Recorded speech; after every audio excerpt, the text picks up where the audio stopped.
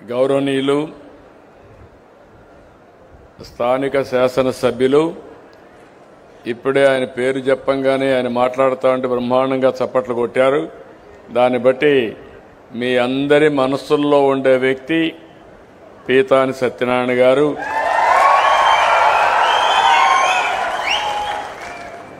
నేను అప్పుడప్పుడు టెస్ట్ చేస్తున్నా, ఎమ్మెల్యేలు మీకు అందుబాటులో ఉన్నారా లేదా, అదే మాదిరిగా మీకు ఆమోదయోగ్యం అవునా కాదా కూడా టెస్ట్ చేస్తున్నా.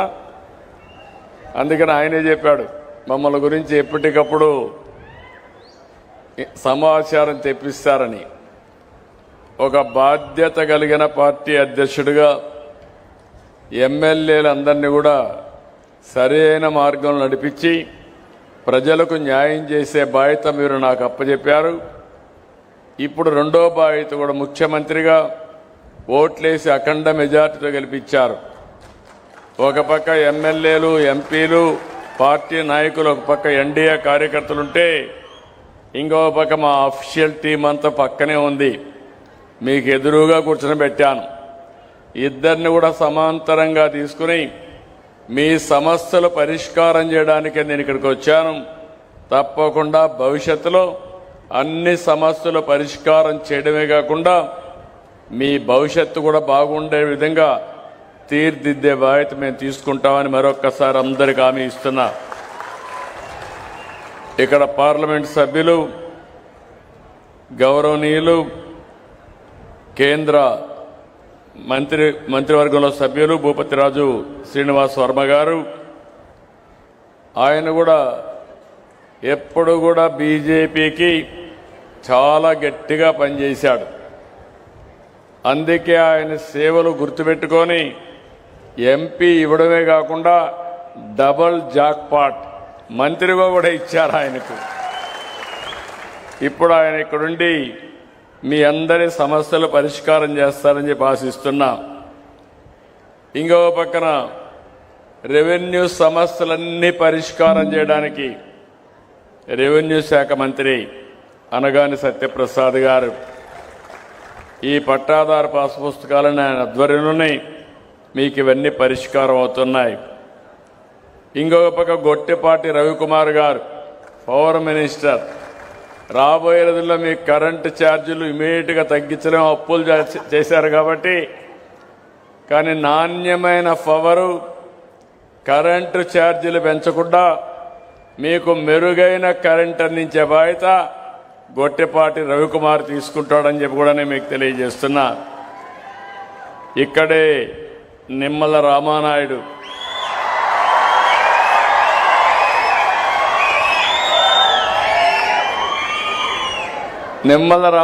మీరు చూస్తే మామూలు ఎన్ని పదవులు వచ్చినా ఎల్లో షర్ట్ మాత్రం వదిలిపెట్టాడు. పెళ్ళప్పుడు కూడా ఎల్లో షర్టే ఉంటుంది.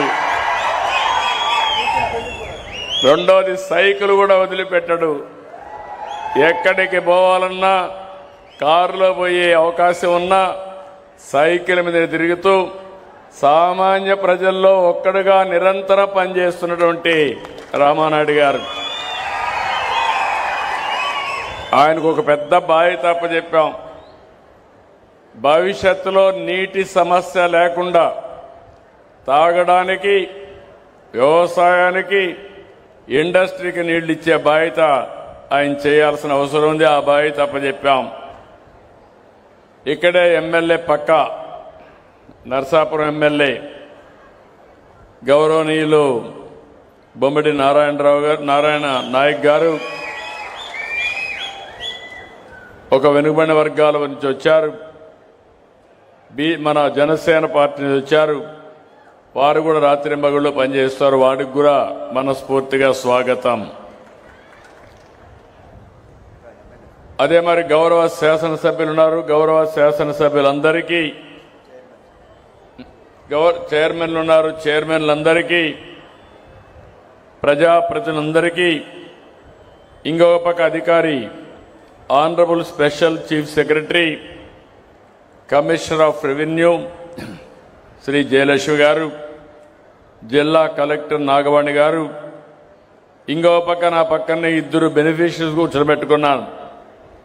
నేను ఎక్కడికి వచ్చినా నా పక్కనుండేది మంత్రులు, ఎమ్మెల్యేలు, అధికారులు కాదు, సామాన్య ప్రజల యొక్క కష్టాలు తెలుసుకోవాలనే ఉద్దేశంతోనే ఈరోజు పట్టాదారు పాస్ పుస్తకాలు ఇస్తున్నటువంటి 2 లబ్ధిదారులను పక్కన కూర్చొని పెట్టుకున్నాం. ఈరోజు ఇక్కడికి వచ్చినప్పుడు మీ అందరికీ కూడా మరొక్కసారి మనస్ఫూర్తిగా ఈ మీటింగ్కి స్వాగతం పలుకుతున్నా. ప్రత్యేకంగా మా ఆడబిడ్డలకు అభినందనలు, స్వాగతం, సుస్వాగతం. పెద్ద ఎత్తున వచ్చారు, మీ అందరికీ అభినందనలు. ఈరోజు గోదావరి జిల్లా ఎప్పుడు ఈ జిల్లాకు వచ్చినా ఒక ఆహ్లాదకరంగా ఉంటుంది.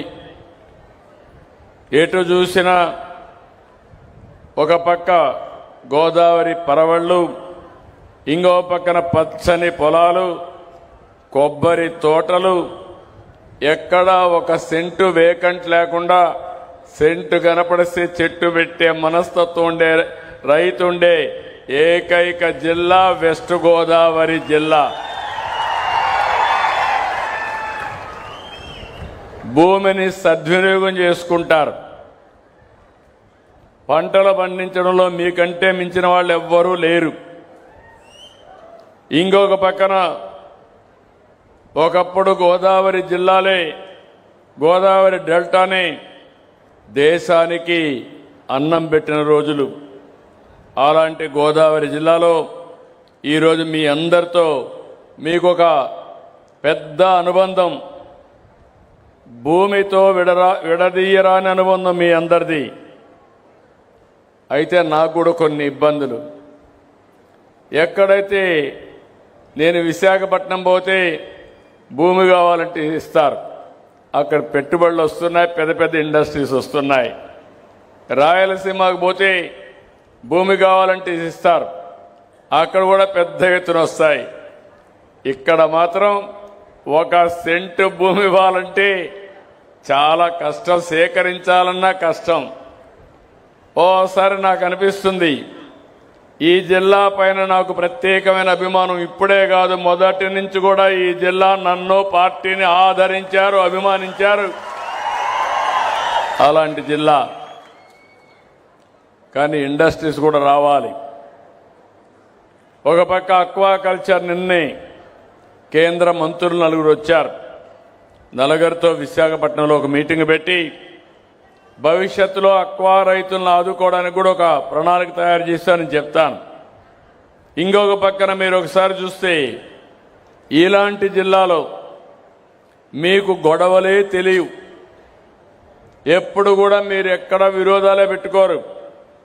అలాంటిది మీ జిల్లాలో కూడా గత ప్రభుత్వం భూ సర్వే పేరుతో చాలా అవకతవకలు చేశారు, రికార్డులు మార్చారు, మీ భూమి 22 ఏలో పెట్టారు.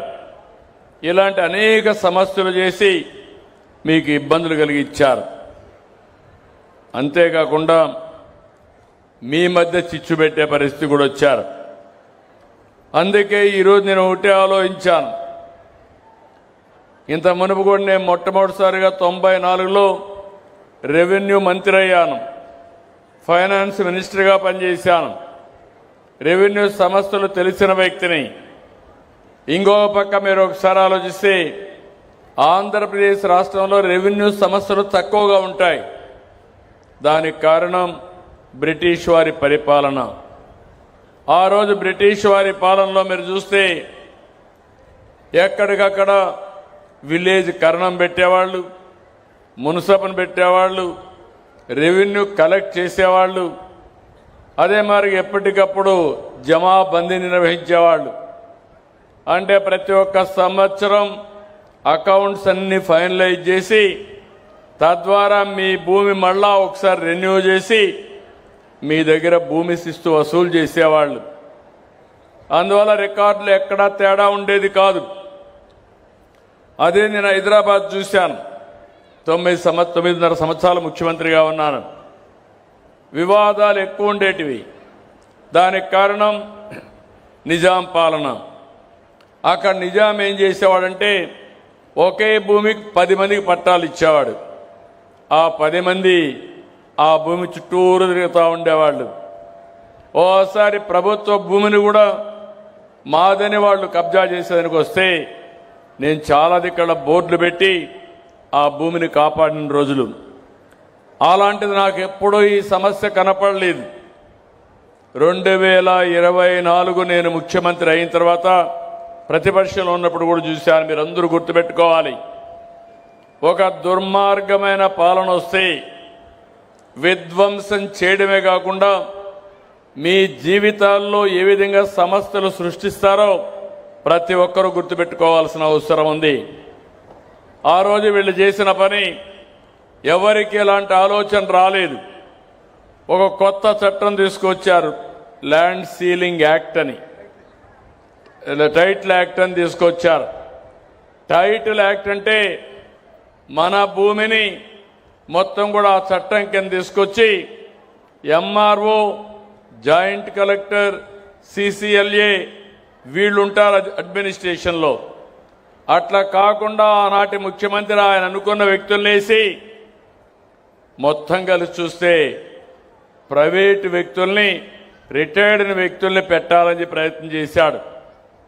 అంటే ఈరోజు మనం ఇంకొక పక్కన మన రికార్డులు ఉండవలసిన స్థలం ప్రభుత్వ ఆఫీసుల్లో ఉండాలి, కంప్యూటరైజేషన్ చేస్తే ప్రభుత్వ ఆధీనంలో ఉండాలి.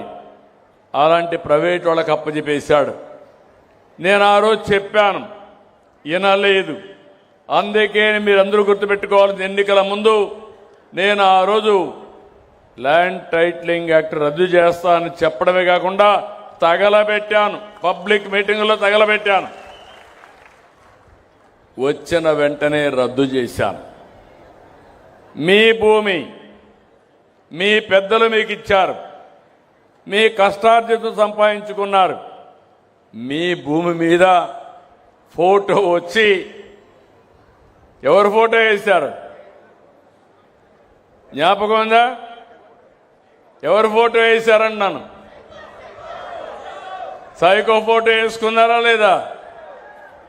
అంటే భూమి మీది ఫోటో అయింది.